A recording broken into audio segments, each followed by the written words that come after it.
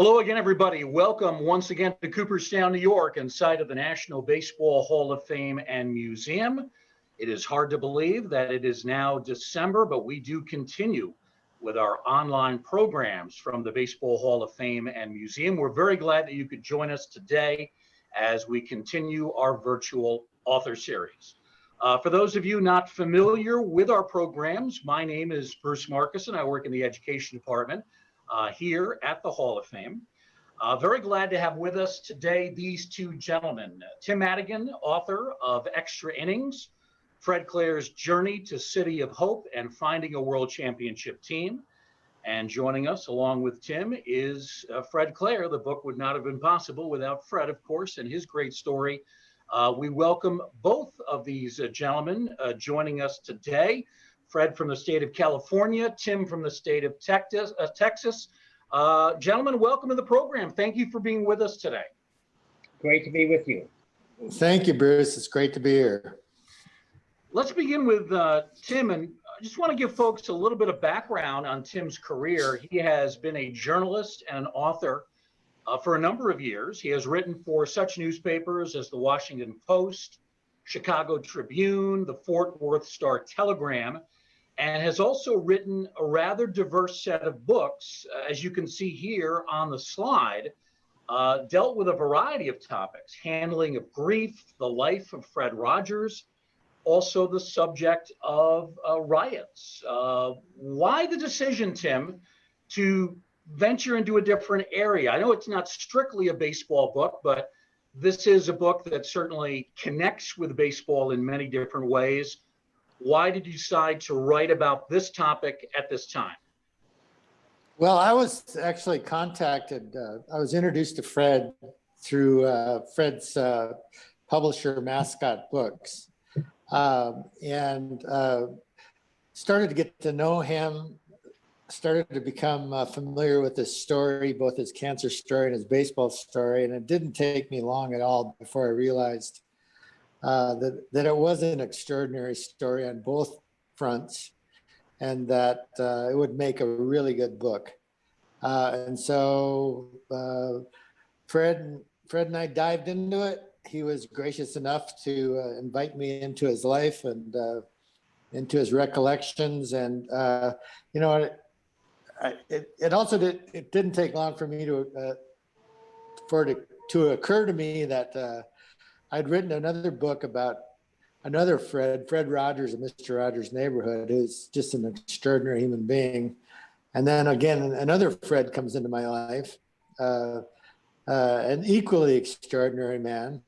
And so it is just, that's how it happened. And I've just been very blessed by the experience with not only Fred, but with his wife, Cheryl, and so many of the people associated with his Dodger career and with his journey at the City of Hope Medical Center.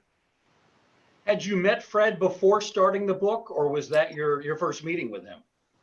I had not met Fred, and and frankly, I was only vaguely aware of his career, not being a Texas Rangers fan. And of course, I remembered Kirk's home run and in the 1988 series, and I remember what happened with Al Campanis on Nightline in 1987, which was kind of the beginning of Fred's story, or at least as general manager.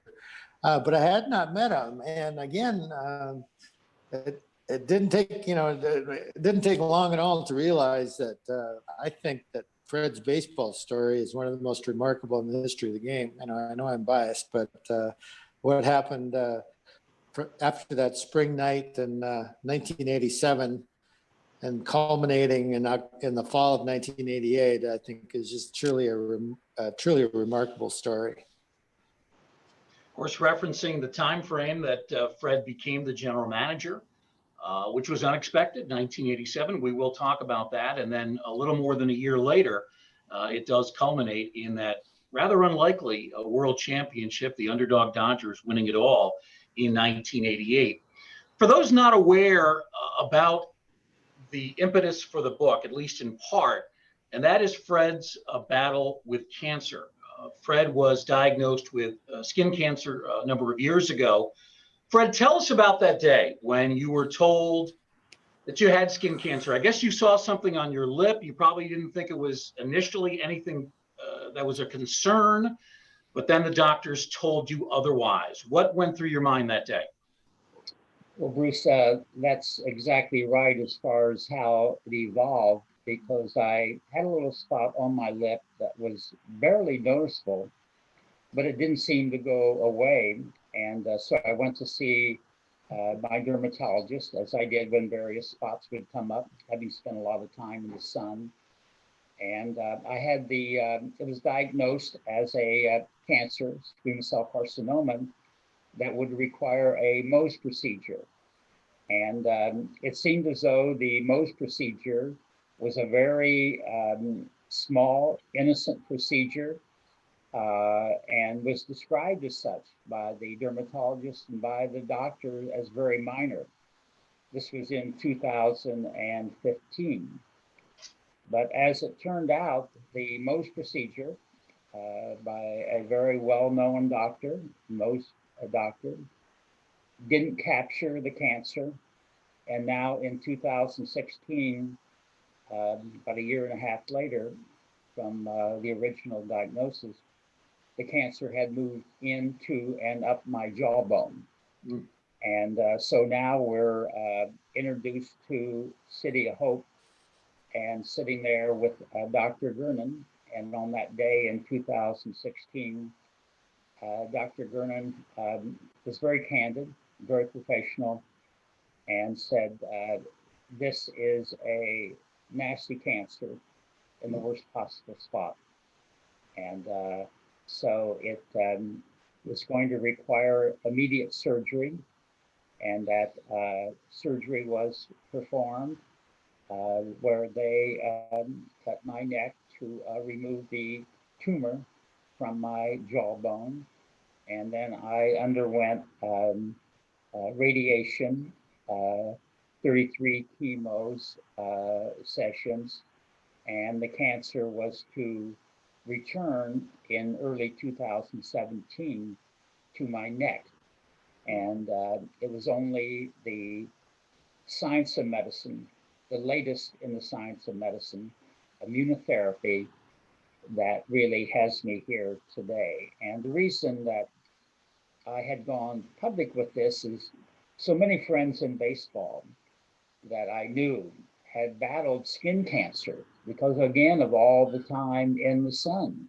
Sure. And so I wanted to go public because I just wanted to reinforce the dangers as I knew them and the precautions that need to be taken when you're in the sun, the players, the scouts, the fans, all of us. And so that was the reason why I decided to go public when the cancer hit me. And then when I saw the great treatment and the great team at City of Hope, I just felt that this was a team that was deserving of great attention, and that was how the book began. This is a photograph of Fred in front of the City of Hope building. City of Hope Medical Center is located in Duarte, California, which I believe is just outside of LA, if I'm not mistaken. Correct. Fred, how did you realize that something was going on with the jaw, that the cancer had spread? Were you having pain there, or was it an actual medical test reveal that the cancer was spreading? I began to experience incredible pain, pain that I never knew existed. And as it had turned out, I had had a tooth removed for a dental transplant about a few months before this pain began. And I was thinking, this must be a dental problem as they prepared for the transplant. And so I went back to my very great periodontist and dentist, and they said, no, this is not something related to the tooth. We went through any number of scans and MRIs to determine what had happened. But the pain was just so significant that I just knew that something had to be done because it was really intolerable. And I imagine you couldn't eat it all, right? Very limited.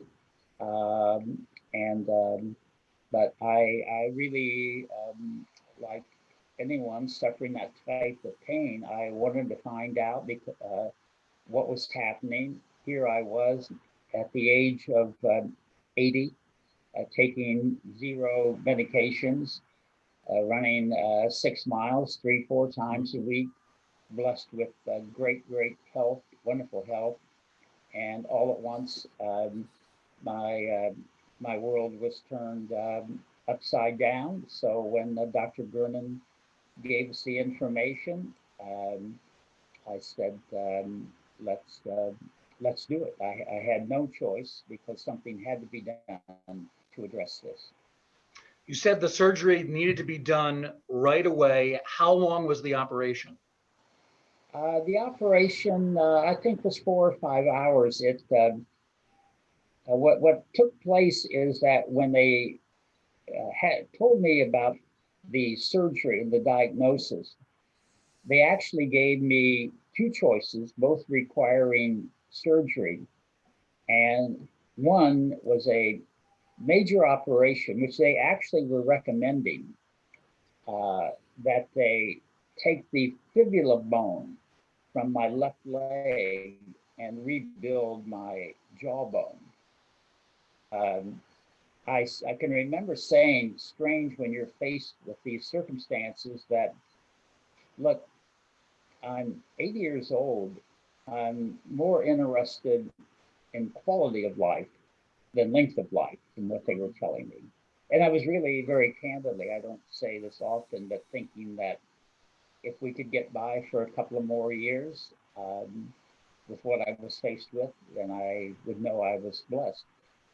Well, as it turns out, and jumping ahead just a little bit, after the immunotherapy and the other treatments, just last year, 2019, July 31, my jawbone had given out and was totally disintegrated due to all of the treatments and everything, the radiation and all that I had been through.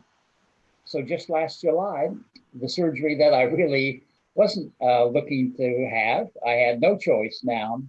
So last July, they did, 3 doctors, wonderful doctors at the great city of Hope, took the fibula bone from my left leg and rebuilt my jawbone. So there were 2 surgeries where they've had the experience of having my neck cut. And but that's again why, and this unfolded after the book had already started. We had no idea when Tim and I first sat down that I now was going to be faced with this surgery of just last year. And so it just reinforced my feelings about the medical team at the City of Hope, and also wanting to help. From our book, all net proceeds go to City of Hope. The awareness we hope adds and will add and has added to the City of Hope.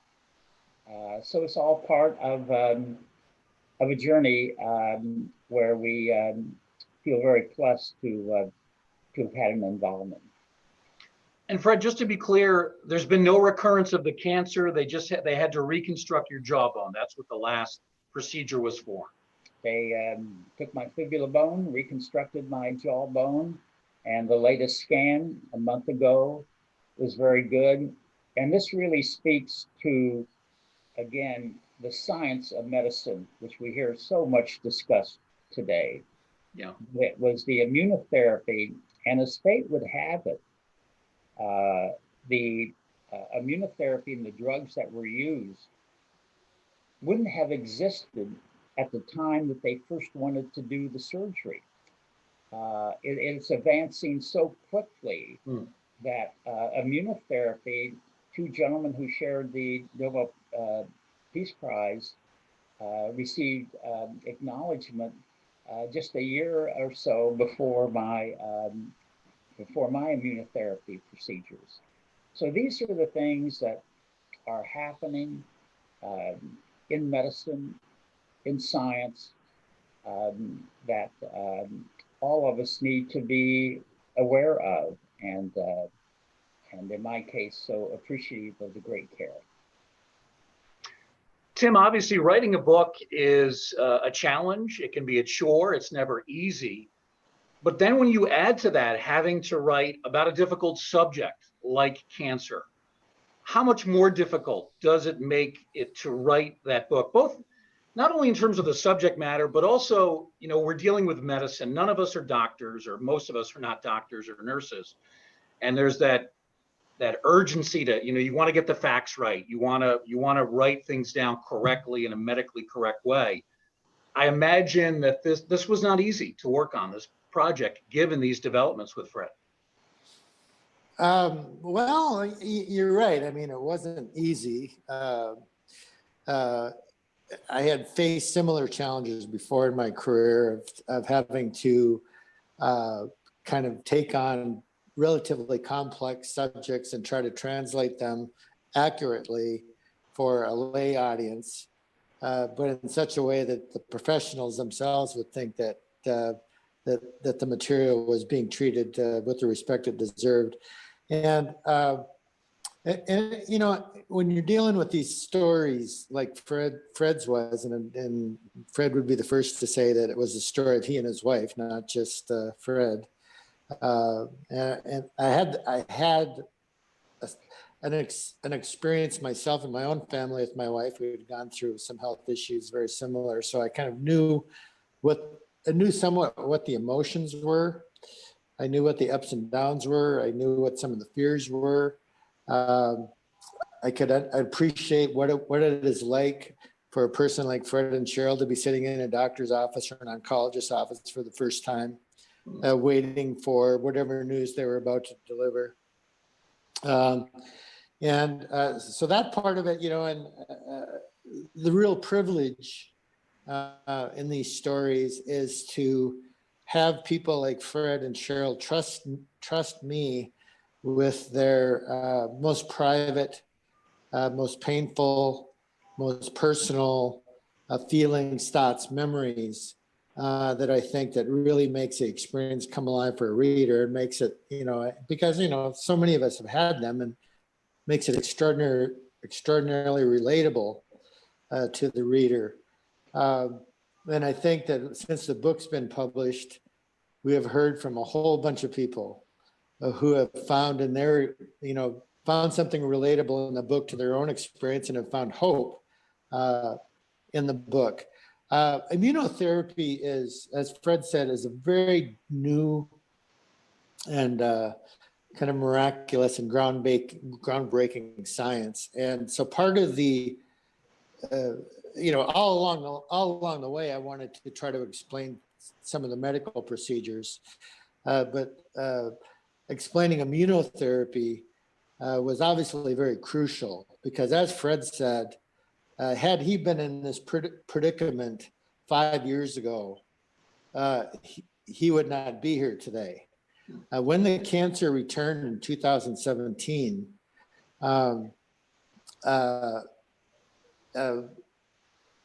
any other time in the previous 2 years, it would have been a death sentence, essentially. His oncologist, Dr. Erminia Mazzarelli, basically said he had one of two choices. One is palliative care, which is essentially to make Fred as comfortable as they could, leading up to what was going to be a very painful death, or immunotherapy. It was kind of a long shot, really, because it was a clinical trial. It was, and no one really knew if it worked, frankly. So anyway, Fred and Cheryl obviously choose immunotherapy. Fred has never been one to kind of back down from a big challenge, anyway, it was just one of my favorite parts of the book is how, and we talk about after this dire diagnosis, where Fred's life is clearly in the balance, and he and Cheryl talk about how it changed them, how it changed their relationship.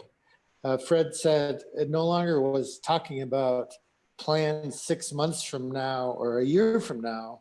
It was, how can we enjoy this time together in the moment? How can we enjoy this walk? How can we enjoy this meal together? But over time, the scans would come back, and first it showed the immunotherapy had fought the cancer to a standstill, frankly. And then over time, it disappeared. And Cheryl said to the doctor, "How could this be?" And the doctor said, "It's a miracle." Well, at City of Hope, there were 5 people in total on this clinical trial, and including Fred. And I had obviously several interviews with the doctors there. And so I asked Dr. Mazzarelli one day, of the 5, how many others survived? And it turned out that Fred was the only one of the 5 to survive. And they didn't know that. And so one of my most memorable and poignant moments in this process was, and this was after things were looking good, obviously, but Fred and Cheryl were standing one day at the City of Hope, and I said, I don't know if you know this, but I have something to tell you. That I talked to Dr. Mazzarelli, and you're the only one of the 5 people that survived this particular treatment. And they just kind of, both of their eyes clouded. And I remember how they took hold of one another's hands, and there were really no words spoken, but there really didn't need to be. It was really kind of a sacred moment, and I can tell you, in having come to know them as well as I have, that kind of outlook towards life, to savor every moment, has not changed. Whenever I talk to them now, wherever they are or what they're doing, I mean, they're very kind of present to life and to people in it, and they know what an extraordinary opportunity they've been given to live for however long life continues, and so that was. There are some really profound human emotions and human experiences in this book, in addition to the science. And I think that the science obviously is important, but just the intimacy of telling the story and what they experienced, the ups and downs and in-betweens, is just, it's a tremendous privilege for a writer to be brought into a situation of such trust that they would allow me to tell their story. Yeah. Now, some people might react and say, gee, only 1 out of 5, that's just 20%. But then again, this is a new therapy, and you would think over time those numbers will likely improve. Well, I think what's important to remember, though, is that that I think, as I'm recalling right, 20% is kind of a ballpark figure in terms of how these things work. But 3 years ago, it was 0 out of 5. Right. I mean, it was a complete death sentence, and they're continuing to learn things every day in terms of how these things work and how they're applicable. And so these doctors were telling me stories about, truly miraculous stuff, where a guy comes in with late stage lung cancer, and they give him immunotherapy, and 6 months later he's taking a trip to Italy. And so it's just it continues to evolve. But again, part of there are so many parallels between Fred's baseball career and his cancer journey, and it may sound kind of trite to even compare the two. They're 2 different things, but both stories, there's an element of the miraculous in both stories, and I think that is why in the book we try to weave the 2 and tell both stories simultaneously. And I think one of the reasons that we could do that is because they were both so dramatic, and B, unlikely. Yeah. And at the heart of it all is, and they were done by a man, they were achieved by a man who basically achieved what he did because of his obvious talent, but his values. He was going to, when he was going through chemotherapy with a very small chance to survive, he was planning a celebrity golf tournament to benefit the City of Hope. And when he was building the Dodgers through 87 and 88, he was doing so, with an eye on people. He didn't want necessarily the best players with the best numbers. He wanted who was going to be the best guy in the clubhouse, who was going to be part of the team. And so that again also carried over into Fred's situation at City of Hope. I mean, he was part of a team, and so these kind of aspects of it just make the synchronicity between the baseball and the medicine is just, it really, I think, makes for a remarkable story. Here's the advertisement for the first Fred Clare Celebrity Golf Classic 2018. Fred was telling me earlier that he'd very much like to bring that back in 2021, and we certainly hope that'll be the case. It's obvious, Fred, that you think pretty highly of the facility and the folks at City of Hope. You put it in the title, and you're putting all proceeds towards City of Hope. Tell us more about the people working there. Well, it's an incredible group, marked by a great diversity. So many people gathering, really, with from different backgrounds, coming together from different countries. My infectious disease doctor, Dr. Mazzarelli, that Tim has mentioned, from Italy. But there's a common bond that they have. And when you walk in the City of Hope, it's very noticeable that you'll see, and this was before the virus hit, because now only the patient, and it's not the same flow of people, sadly. But there's a little notice there, a couple. One is kind of, tell us how we're doing. You don't always see that, how we can do it better. But the driver of it, in my mind and heart, and from what I've seen, is a motto that's there without any great self-promotion. We care. And that is exactly what it is. It's the feeling of care. It's the feeling of caring about the patient. And that starts at the top, having had the opportunity to get to know Robert Stone, the president and CEO, and carries right on through. And when I was asked to talk to the City Hope Leadership Conference a couple of years after my introduction to City of Hope, I made a comparison of what a great pitching coach told me one time about the success that he had had, and I asked him. And he said, Fred, that I have embraced the slogan that I heard, that you have to show them that you care before you tell them that you know. And that's really what City of Hope is all about.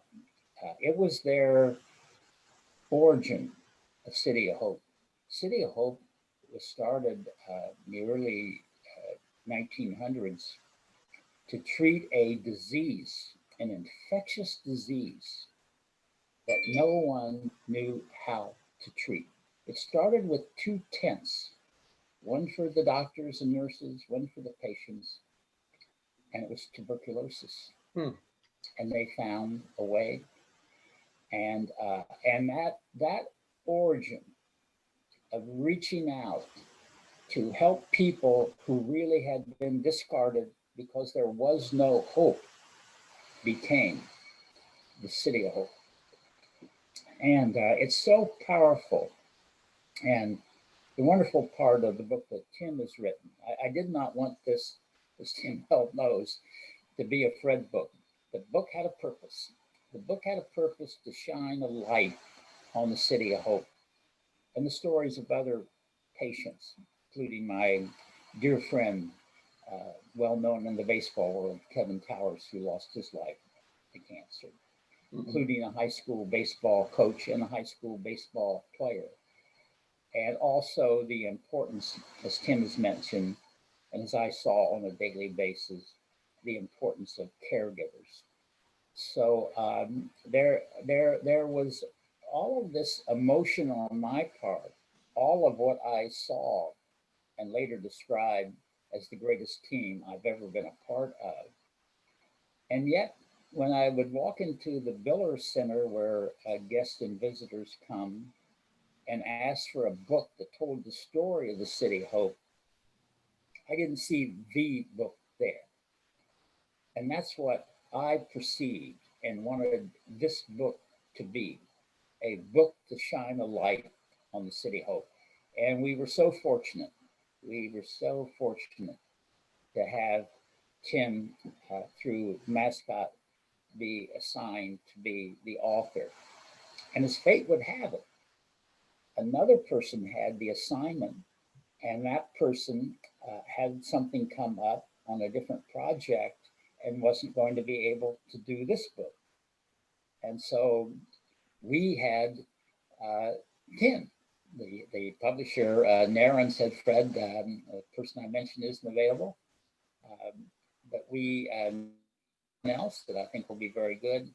Well, very frankly, we won the lottery with that pick, because it is incredible how hard Tim worked on this book.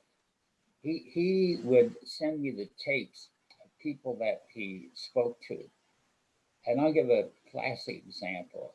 It was probably an hour conversation with the wonderful Vin Scully. And yet, in the book, you won't see a lot of reference to Vin, but what you will see was the quote that captured Vin. And I think that's one thing that goes unknown, and in the writing profession, or even the reader, of how much work has to be done to come up with the description that you're looking for. And I saw full force the great work that Tim did in talking to so many people in the hospital, in City of Hope, Dr. Vernon, Dr. Mazzarelli, all of these people, the nurses, and the baseball people, and not just Oral and Kirk and Tommy and Vinny, but Tim Belcher and all of the other players. So it's such a, I'm so proud to be a part of this book, because that's all that I truly am, part of this book. Because due to those who gave their time and put in the effort, that has what has made this book. And been so pleased to see the reviews on Amazon, because if one reads the reviews, they talk about primarily the very thing I wanted to have said. What a remarkable place City of Hope is. And there are a few reviews that really hit the target, because they said, I bought the book because I wanted to read more about the Dodgers. And what I found myself doing was being so interested in the story of the City of Hope. So that's in my mind the wonder of the book. Yeah, well said. Fred, if I could ask you to do one thing, I'm going to have you move a little bit closer to the microphone, Sure. just because we're having we're starting to lose you just a little bit in terms of volume, so that would be great. You bet. Again, our guests are Fred Clare, the former general manager of the Los Angeles Dodgers, and the man who authored the book about his fight with cancer, Tim Madigan, the book Extra Innings, Fred Clare's Journey to City of Hope and Finding a World Championship Team. We certainly do encourage you to buy the book. It is a revelation in many ways. And again, all the proceeds do go to the great cause, the City of Hope Medical Center in Duarte, California. We did want to talk a little baseball during the course of our program today. For those not aware of Fred's backstory, he first joined the Dodgers back in 1969 as part of their public relations department, eventually became the head of the PR department. Fred, I have seen you credited with being the man who came up with the concept of Dodger Blue. Is that true? Is that a true story? That is true. Okay. With some credit to the University of Michigan, because I didn't know that much about the University of Michigan, but what I saw there was this whole thing of blue. And I wanted to try to create that collegiate feeling, if you would, of Dodger Blue. And so that was the campaign that we launched. And I knew that after a couple of years of driving that we had hit the mark, because Union Oil Company came out with a bumper sticker that had no baseball, had no insignia, just had two words: Think Blue. And everybody knew it was the Dodgers, and I knew we had hit a home run. So I was very fortunate to be in a position to begin that campaign, and certainly had the right guy to spread the paint in one Tommy Lasorda. Yeah. Now, of course, Tommy Lasorda replaced this man, Walter Alston, a great manager, but a very different personality from Tommy. Longtime manager, famously worked on one-year contracts, but a guy that, kind of kept a low profile. You didn't hear a lot about him in the media. If he did interviews, he tended not to be on television all that much. How well did you get to know Walter? You were there for his later years in LA. How well did you get to know him? Oh, I knew Walter very well, and we had a common bond. We were both born in small towns in Ohio and really raised in small towns. Walter, of course, in Darktown. I was born in Jamestown. I used to tell him that Jamestown was much bigger than Darktown. We had 1,500 in our town. But Walter was a great friend and tremendous manager. He didn't want to be out there on the stage. But when he was on the stage, he had a wonderful sense of humor. He was a very intelligent man, a great memory, a great card player. He could go through a game and after the game tell you on every hitter, literally the count, recall exactly what had taken place, and his record obviously speaks for itself. And he did go through the years on one-year contracts. And so I remember sadly when Walter passed away, and going back to his funeral services and how emotional that was. But a strong man, and a great baseball man, and a great family man.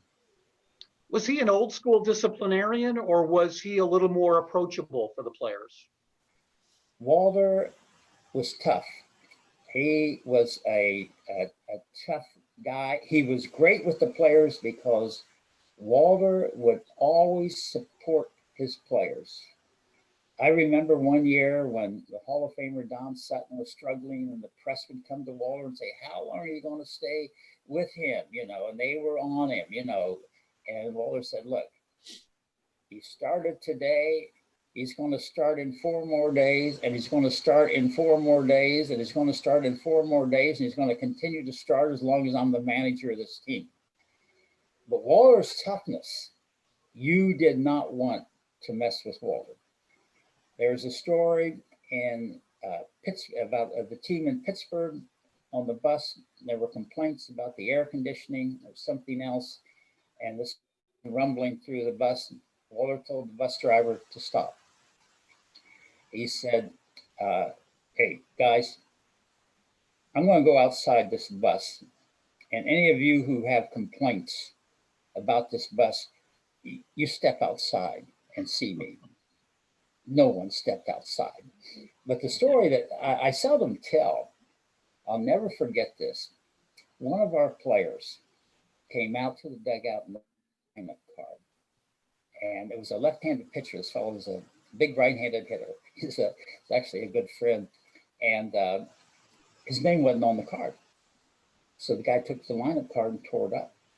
Monty Basgall, Walter's dear and wonderful coach, saw what had happened and said, oh my gosh. So he tried to copy Walter's handwrite as well as he could to make up the lineup card again.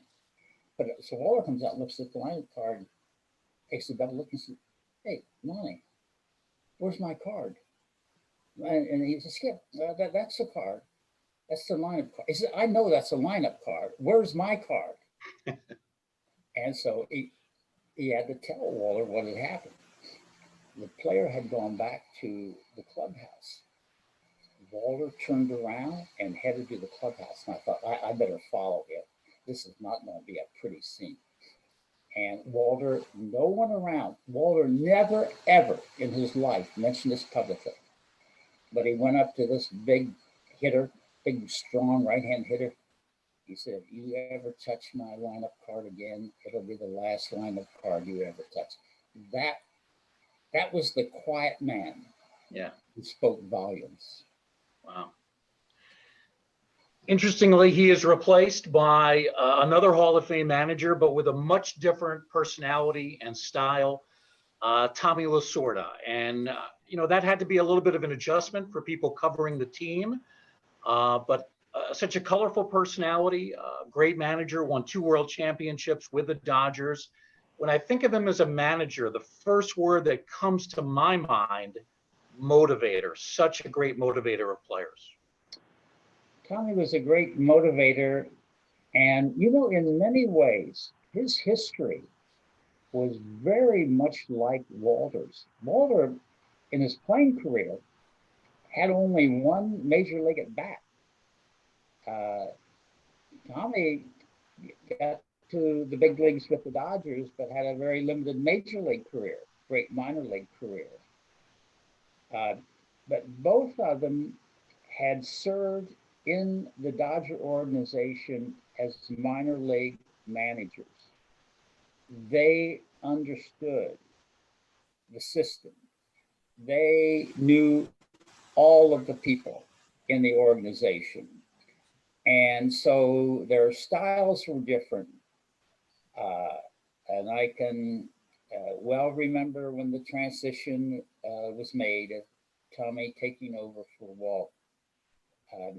But they were driven in the same way and totally dedicated. And so here they are, Walter having managed 23 seasons, Tommy having managed 20 seasons, and both in their rightful place in the Hall of Fame in Cooperstown.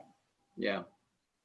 I want to talk about the other man in the photograph here. And, when I first saw this photograph, I thought for a moment, Walter O'Malley, and then I realized, no, that's his son, Peter. But Peter really, and by this time, he starts to look a lot like Walter, his father. You worked for both. Walter was the owner when you came into the Dodger organization in '69. You remained the owner until '79. Then Peter took over. Talk about the two men, different styles, similar styles of owning, running a ball club. Tell us a little bit about that, if you would, Fred.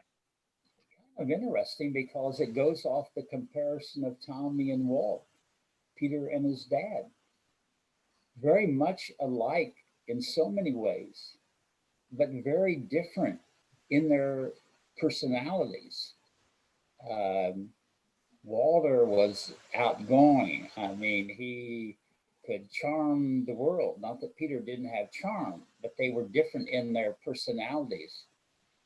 But they too were dedicated in their approach. You could have a hard time getting to the ballpark without having Walter and Peter's car in their assigned spots. They were totally dedicated to the business, and both of them had the ability, and Peter, I know, learning from his dad, giving people responsibility, not micromanaging. I never, ever, in all of my years with the Dodgers, ever heard Walter or Peter ever talk about a player. You were on the baseball side of it, that was your responsibility. You were on the market of it, that was your responsibility. They wanted to know, and they set the tone. But I have always said that they could run any business, the O'Malley family, and been very successful. They were such quality people who also understood the value of the employees. I had someone tell me the other day and remind me that after we won the World Championship in '88, that Peter took the whole front office, the Dodger organization, to Hawaii. Now, those were different times, but it was reflective of how much respect they had. If you ask anyone who was ever with the Dodgers during the times of the Walter or Peter ownership, the great respect that they earned, not that they had, that they earned. It's interesting you mentioned separation between the baseball side and the marketing side, but you, in a sense, kind of covered both areas. You started out in public relations, and then all of a sudden, in early April of 1987, controversial comments by the general manager, Al Campanis, who had been there since the late 1960s. He ends up getting fired within 48 hours of that appearance on Nightline. And then all of a sudden, you're promoted to the general manager's position. So you have to make this transition. Extremely difficult circumstances, a lot of pressure. I think a lot more, in some ways, more people were talking more about the departure of Campanis than they were about your arrival. But still, it was a difficult situation. And yet, it's amazing, within 2 seasons, you've got the Dodgers winning the World Championship. And I know you don't want to take all the credit for that, but you made some key moves. You signed Kirk Gibson and you signed Mike Davis after the 1987 season. You filled some holes in the outfield. You also added Jay Howell and Jesse Orosco to the bullpen as part of a complicated 3-team trade. But those players all paid major dividends. And of course, we know what Kirk Gibson did in game 1 of the '88 series. I want to go back, though, to that signing, because there were some people that were down on Kirk Gibson. They said, well, he's injury prone. And, you know, he doesn't throw particularly well. There were some knocks on him in terms of his ability to stay on the playing field. What is it about Kirk Gibson that really made you want to sign him during that winter of '87, '88? One thing was a scouting report from someone who had seen Kirk since college days, a scout, not well known, but a scout by the name of Dale McReynolds out of the Midwest. And if there was a Hall of Fame for scouts at Cooperstown, Dale McReynolds would be in it. And I recall reading his report in thinking about signing Kirk.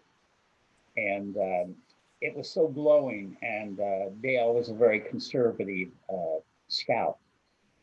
And I knew from his report that this was a special player, and everything that I learned about him.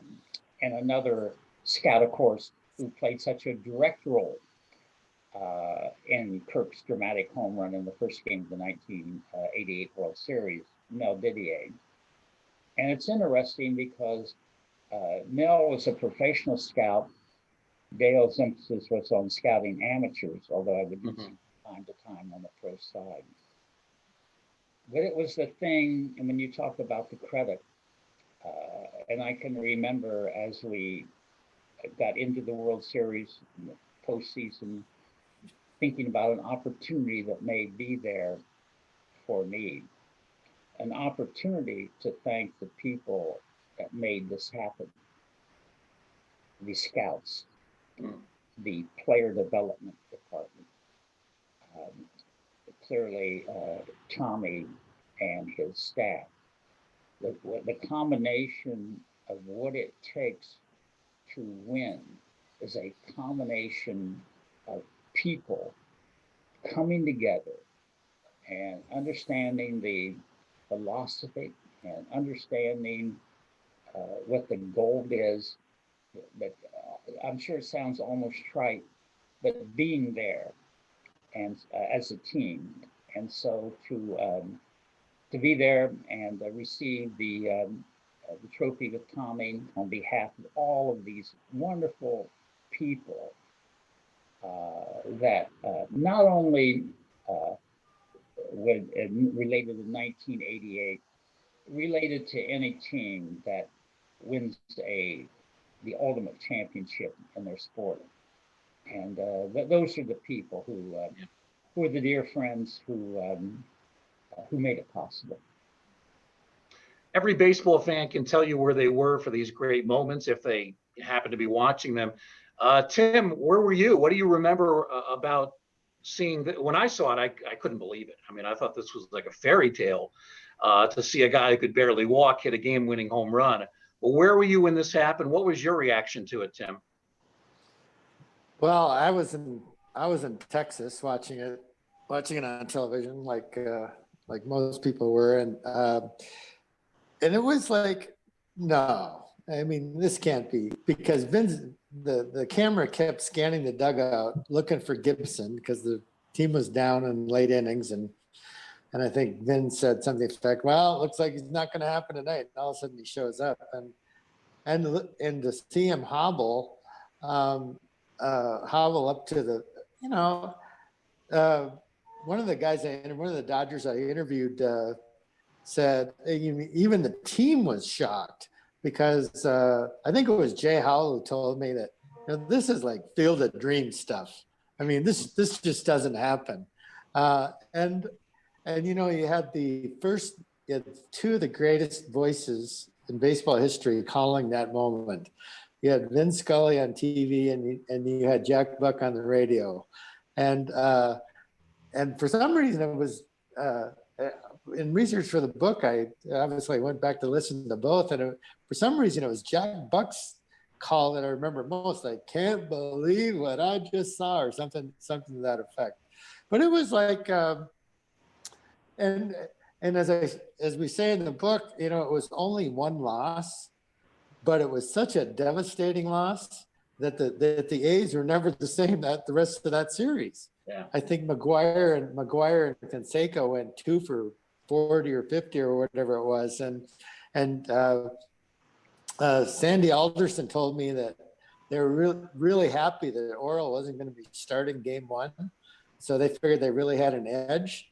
But when that happened, and all of a sudden you're facing Hershiser, arrested Hershiser for the rest of the series, they're going, they're pretty much toast. Stick a fork in them, and that's pretty much what happened. Yeah. Fred, where were you when this was going on? Were you in the press box? Were you in the stands? Where did you witness this incredible piece of baseball history? I was in my box next to the press box. Cheryl had been there with me, but she had left the game. So I was actually by myself in the box. And when Kirk hit the home run, I'll never forget the most surreal experience I've ever had at Dodger Stadium. I left my box and I walked along the club level. There was no one on the club level, literally no one. everyone was in their seats, standing, cheering. We walk along that club level down the left field line to my office. I walked in, got my briefcase. There was no need for me to go down to the clubhouse. We had the guy, we had the right guy, and it was the players' time to celebrate. I got in my car. There was no traffic. There was no one in the parking lot. Those who had left early were gone. And the roar of the crowd literally seemed to wave and weave my car, and drove home to my home in Pasadena and thought to myself, this was an unforgettable evening. Were you surprised that Tommy even called on him? Because there was some talk that he was not even available to play in that game. No. Once you know Kirk, you know that you're going to get the most, the best of everything he has to give. That's who he is. That was in Dale McReynolds' scouting report. I probably was the least surprised guy, not knowing all the things that, as we later learned, that were transpiring with Kirk in the clubhouse, and getting Mitch Poole, one of the clubbies, to go tell Tommy that I'm going to get ready. But in knowing Kirk, I was not surprised. Kirk has that. That's who he is. That literally is who he is, to give you the very best of what he has to give. And I think he was spent after that at bat, because as I recall, he did not make another appearance in the series. So whatever he had left physically, he gave it to you in that at bat. Yeah, he did indeed. Yeah, it's just one of those amazing moments. Of course, you had to also, take a step back after winning game one, as dramatic as it was. You knew that you still had to win 3 more games against a very talented Oakland team, a team that was loaded with stars and superstars. Probably safe to say that of all the Dodger teams you were associated with, this was your favorite, because they were the underdog. They did overachieve in so many ways. I would think a moment like this, a season like this, winning a world championship like this, if you did nothing else in baseball, this would have made your career satisfying, no? Well, it was satisfying, topped off by the fact that when Orel struck out Tony Phillips in Game 5 of the World Series to give us the World Series championship. And as you will see, Rick took the ball, if you watch the film, put it in his back pocket, went out to the mound and raised Orel to the heavens. Rick comes into the clubhouse, comes up and gives me a hug, reaches into his back pocket and said, "Fred, this ball belongs to you." And so I took the ball. As Tim knows, I don't have a lot of baseball memorabilia in my house, but there was a ball that sat on the bookshelf until the Boston Red Sox won the World Series. McCavish caught the final out ball, and the Red Sox asked him for the ball, and he says, "I'm not giving you that ball. That ball's my kid's college education." And then Tyler Kepner of the New York Times wrote a story, "Only one ball, Bruce. You can double check. It may have changed. From the final out of a World Series was in the Hall of Fame." So I called a friend at the Hall of Fame and I said, "I have a ball." They said, "We know you do, Fred." I said, "I want to give it to you." They said, this friend said, "Fred, you know what that ball's worth?" I said, "You don't have that much money." And they said they would come to Pasadena and pick up the ball, as they did. And that ball now rests in the Hall of Fame. And I tell the players that the meaning of that was so that all fans could enjoy it. But more important, in a way, every player who was part of that '88 team as a place in the Hall of Fame. And that is what I'm proud of. That's beautifully done. Very well done, Fred. Final question for each of our two guests today. Want to talk to them about future plans. Tim, I know that you're pleased with the reviews on Amazon, very positive for the book. Have you thought about the next project, or do you want to just continue to promote and savor this one for a while? Well, I've got a couple of different things working that I can't really say too much about right now. A couple more book projects, and the other thing, kind of a focus of my life lately, has been a book I did on the Tulsa race massacre of 1921. It's become kind of a focal point these days with what's going on with race in America. And next year is a centennial, so I've been very involved, and my book has become an important part of that movement. And so I've been kind of focusing on that. Fred and Are you doing a revised edition of it? We are doing. There's a centennial edition coming out, and I've got a long piece in Smithsonian Magazine on it that's coming out sometime early next year too. So that's kind of been my focus, other than helping Fred get the word out, and we're hoping once the pandemic subsides, of course, is that we'll all be able to get together in Los Angeles and have a proper book celebration, because the book was launched in the middle of COVID, and we just think the book is, we're celebrating the people and who are part of the book, we're celebrating, and I think Fred has mentioned his hopes to resurrect the golf tournament sometime late next summer, perhaps. So we got a lot of fun to have yet to have with this book, but I know that he and I are both very proud of it. It's been an amazing experience, and one that will always be a high point of my career. And Fred, for you, have you been restricted to your home because of the virus, or are you able to get out a little bit?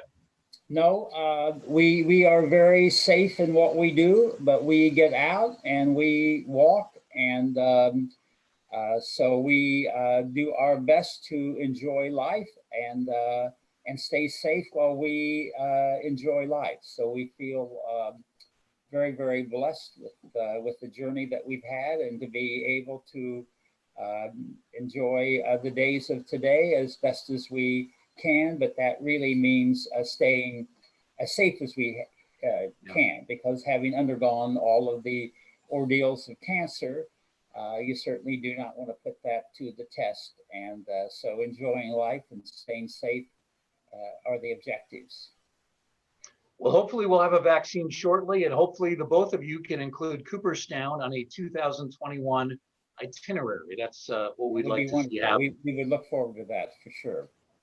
Once again, the book is Extra Innings, Fred Clare's Journey to City of Hope and Finding a World Championship Team. It's an inspiring story. It's an informative story as well about both Fred's fight with cancer and his incredible career in baseball. The book is available through Mascot Books. You can go to their website, mascotbooks.com, or as always, you can get the book at amazon.com. Fred, Tim, thank you very much for being with us. We really appreciate it. It's a pleasure. Again, our guests have been Tim Madigan, author, and Fred Clare, former general manager of the Dodgers, talking about the book Extra Innings. We hope you've enjoyed this week's edition of our virtual author series. Continue to stay with us here at the Hall of Fame. We've got more programs coming up as December continues. As for now, have a great day, everybody. Thanks for being with us.